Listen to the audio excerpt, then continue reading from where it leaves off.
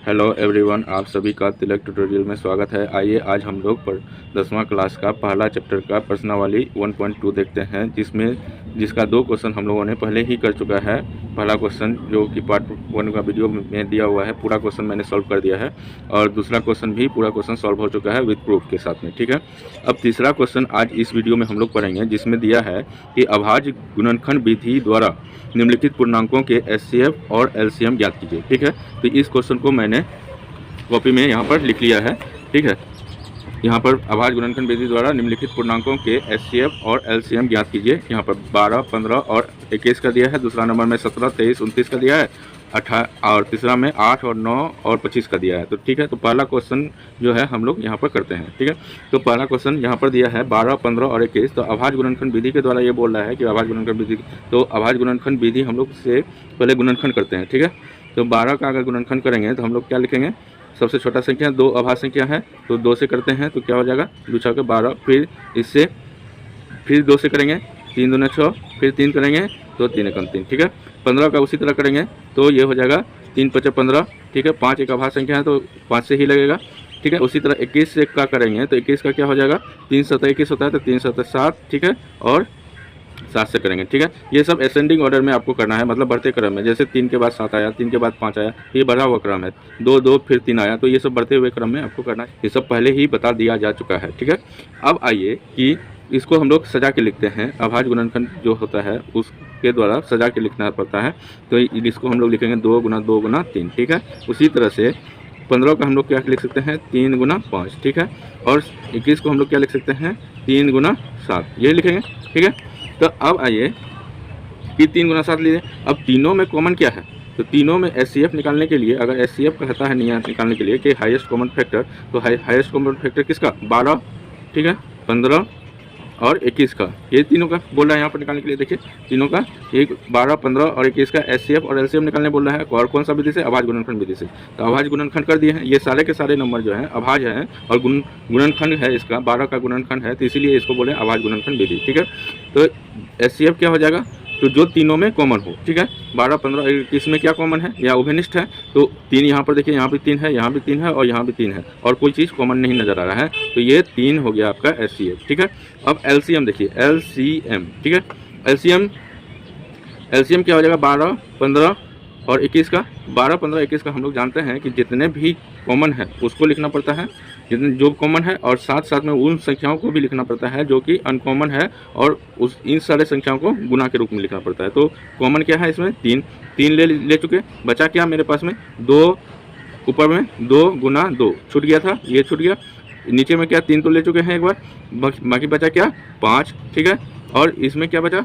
इसमें 3 ले चुके हैं, इसमें क्या बचा? 7। ठीक है, तो इस तरह से आगे बढ़ते जाएंगे। तो यहाँ पर देखिए 3 दूना 6, दूना 12, 12 पंचे 60, 60 और 6 7 42, 420 हो गया। ठीक है, 420 इसका एलसीएम आपका हो गया 420, और एचसीएफ हो गया 3। ठीक है, और इससे पहले, इसके बाद जो है हम एक वीडियो और अपलोड करेंगे, जिसमें कि एचसीएफ में हम क्यों इस संख्या को लेते हैं, कॉमन वाले संख्या को, और बाकी नंबर को क्यों छोड़ देते हैं, और एलसीएम में उस कॉमन वाले को ले लेते हैं, और साथ में उन संख्याओं को क्यों ले लेते हैं जो कि बचा हुआ है। इन सारे चीज़ों का एक कॉन्सेप्ट वीडियो हम अपलोड कर देंगे, जो आप लोग देख लीजिएगा। ठीक है, तो इस क्वेश्चन को बनाने के बाद आप लोग से हम उम्मीद करते हैं कि कम से कम 1 लाइक तो जरूर आप लोग दे दीजिएगा। ठीक है, और जो लोग आप लोग नए हैं इस चैनल पर, कम से कम वो सब्सक्राइब कर लें, और साथ ही साथ बेल आइकन को दबा दें, ताकि आपको इस तरह का वीडियो मिलता रहे।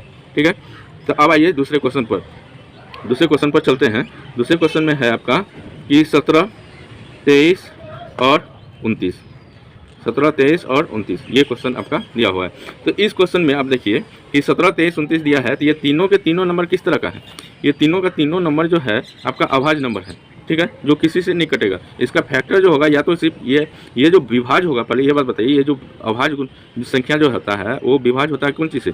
जो अपने आप से, या तो 1 से, 1 या अपने आप से ही जो विभाज्य हो वो अभाज्य संख्या कहलाता है। तो ये सिर्फ 1 या अपने आप से ही विभाज्य होगा, तो इसका हम लोग फैक्टर लिखते हैं। जैसे 17 का अगर फैक्टर लिखेंगे तो 17 गुना अगर 1 कर देते हैं तो कोई फर्क पड़ेगा? नहीं पड़ेगा। 1 क्यों करते हैं अभी आगे समझेंगे हम लोग। ठीक है, 29, 23 इस सब में 1 नहीं किए, इन सब में 1 नहीं किए। ठीक है, इन सब में एक नहीं किए हैं क्योंकि यहाँ पर हमको कॉमन निकल रहा था, इसीलिए हम लोग एक नहीं किया। अब जो इसमें एक कर रहे हैं तो इससे हमको कॉमन निकालना है कुछ ना कुछ HCF के लिए। तो यहाँ पर देखिए 23 है, तो 23 का गुणनखंड क्या हो जाएगा 23 गुना 1, ठीक है। और 29 का गुणनखंड क्या हो जाएगा 29 बराबर हो जाएगा 29 गुना 1, ठीक है। अब आइए कि ये जो है HCF जब हम निकालते हैं, HCF जो निकालते हैं तो HCF में क्या होता है 17, 23 और 29 का जहाँ अभाज्य संख्या है या जहाँ पर कॉमन कुछ भी नहीं आ रहा है, ठीक है, अभाज्य संख्या या जहाँ भाज्य संख्या भी हो लेकिन कॉमन कुछ भी नहीं आए तो उसका HCF 1 होता है, क्योंकि कॉमन कुछ आता नहीं है। तो 1 से अगर किसी भी संख्या को गुना कर दिया जाए तो उस संख्या पर कोई भी प्रभाव नहीं पड़ता है, वैसा का वैसा ही रह जाता है। तो वो संख्या वैसा का वैसा ही रह गया, तो 1 इससे गुना कर दिए, ठीक है। तो 1 से गुना करने पर जो कॉमन आएगा वो 1 ही होगा, ठीक है। तो इसीलिए HCF भी मेरा 1 हो जाएगा। और इस चीज़ को याद रखिए कि जिसमें भी आपका कॉमन कुछ भी ना रहे, कॉमन कुछ नहीं आए, तो वहाँ पर HCF आपको क्या लगा देना है 1 लगा देना है, ठीक है। इसको नोट कर लीजिए, ठीक है। अब LCM में हम लोग क्या करेंगे, जहाँ कॉमन नहीं है तो वहाँ पर क्या करेंगे उन तीनों संख्याओं का, जहाँ पर 3 संख्या दिया हुआ है तो उन संख्याओं का गुणनफल हो जाएगा LCM में 17, 23 और 29 में इन संख्याओं का गुणनफल हो जाएगा 17 गुना 23 गुना 29, ठीक है। ये हो गया। अब 17 गुना 23 अगर करते हैं तो 17 तिया क्या होता है 17 तिया 51, 17 दुना 34 और 5, 34 5 39, ठीक है। गुना क्या करेंगे 29 से, ठीक है। 29 से अगर करते हैं तो यहाँ पर देखिए 29 बराबर क्या हो जाएगा, यहाँ 9, 9 का 9, 9 9 81 का 1 और 9 तिया 27 और 8 35 हो गया, ठीक है। 2 से करेंगे 2, 9 दुना 18, 1 बचा हासिल और 3 दुना 6 और 1 7, ठीक है, जोड़ देंगे, ठीक है। यहाँ पर तो ये सब चीज़ आप लोग रफ में कीजिएगा, यहाँ डायरेक्ट आंसर लिखिएगा बराबर करके, ठीक है। यह गुना करने के बाद डायरेक्ट आंसर आप लिखिएगा, यहाँ हम कर दे रहे हैं, ठीक है। तो ये हो गया आपका कितना बराबर हो जाएगा 9, ये हो गया 3, 8 5 13, ठीक है। और 7 3 10, 10 और 1 11, 11,339 आपका आंसर हो जाएगा। और ये जो गुना भाग है यहाँ पर साइड में कीजिएगा, इस लाइन के बाद डायरेक्ट आप इसको लिखिएगा और यहाँ पर आप रफ में कहीं पर कीजिएगा 391 गुना 29, ठीक है। ऐसे करके गुना करके लिख लीजिएगा, ठीक है। तो इसके लिए आप लोग एक लाइक जरूर कर दीजिए, ठीक है। अब आइए तीसरा क्वेश्चन क्या कर रहा है 8, 9 और 25 है, ठीक है। तीसरा क्वेश्चन में क्या है 8, 9, 25 और 25, ठीक है। ये सारे के सारे क्या हैं भाज्य संख्या हैं। तो अब आइए इसका फैक्टर करते हैं 8 का, ठीक है। अभाज्य गुणनखंड करेंगे 4 दुना 8, फिर 2 से करेंगे 2, फिर 2 को करेंगे 1, ठीक है। 9 को करेंगे 3 तिया 9 होता है, जानते हैं ये, ठीक है। 25 को करेंगे 5 25। और ये सब चीज़ करने के लिए आपको कम से कम टेबल याद रहना चाहिए, ठीक है। टेबल मतलब पहाड़ा याद रहना चाहिए, 1 से 20 तक का कम से कम आप लोग पहाड़ा याद कर लीजिए। अब आइए 8 को हम फैक्टर्स के रूप में कैसे व्यक्त करेंगे, ठीक है, प्राइम फैक्टर यानी अभाज्य गुणनखंड के रूप में। तो ये 2 गुना 2 गुना 2, ये सारे के सारे नंबर जो हैं अभाज्य नंबर हैं, ठीक है। 2 क्या है अभाज्य नंबर है। उसके बाद 3 हो गया, 3 को कैसे 9 को कैसे में लिखेंगे 9 है, 9 को लिखेंगे 3 गुना 3 के रूप में, ठीक है। फिर 25 है तो 25 को हम लोग क्या लिखेंगे 5 गुना 5, ठीक है। अब इन तीनों नंबर्स में देखिए 8, 9 और 25 में इन तीनों नंबर्स में कोई भी कॉमन नहीं आ रहा है मेरा।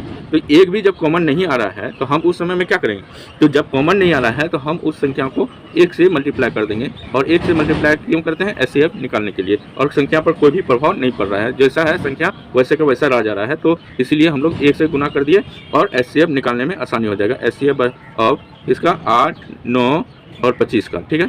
तो क्या हो जाएगा 1 हो जाएगा, 1 कॉमन हो जाएगा। उसके बाद में LCM निकालना है। LCM जब कोई भी कॉमन नहीं है तो LCM में उन सारे संख्याओं का गुणनफल के रूप में व्यक्त करना पड़ता है। तो गुणनफल के रूप में हमको लिखना है तो पहले गुना के रूप में लिख देते हैं। LCM ऑफ 8, 9 और 25, एक भी कॉमन नहीं निकला, लेकिन ये सारे के सारे संख्या क्या है भाज्य संख्या। और इससे पहले जो हम लोग देखे वो अभाज्य संख्या वाला था। ये सारे के सारे संख्या भाज्य संख्या होने के बावजूद यहाँ पर कोई भी कॉमन नहीं निकला, ठीक है। और LCM में इन सभी संख्याओं का क्या हो जाएगा गुणनफल हो जाएगा। तो गुणनफल के लिए पहले गुना के रूप में व्यक्त करना पड़ेगा। तो 8 गुना 9 गुना 25, ठीक है, ये हो गया। तो 25 8 200, ठीक है, 200 गुना 9 200 गुना 9 9 दुना 1800, ठीक है, ये हो गया। ये आपका LCM निकल गया। अब जो है एक वीडियो हम बना के LCM में कौन से संख्या को क्यों छोड़ते हैं और HCF में जो संख्या छोड़ते हैं या कॉमन संख्या को ही क्यों लेते हैं, इन सारे चीज़ों का हम आपको वीडियो बना के अपलोड कर देंगे। और इस तरह का कॉन्सेप्ट लेने के लिए और इसी तरह का एक्सरसाइज को लेने के लिए आप लोग मेरे चैनल को एक बार लाइक और दोस्तों से शेयर कर दीजिए और सब्सक्राइब कर दीजिए। और इस तरह का वीडियो पाने के लिए आपके सब्सक्राइब के बगल में एक बेल आइकन है, बेल आइकन को जरूर दबा दें ताकि आपको इसी तरह का वीडियो मिलता रहे।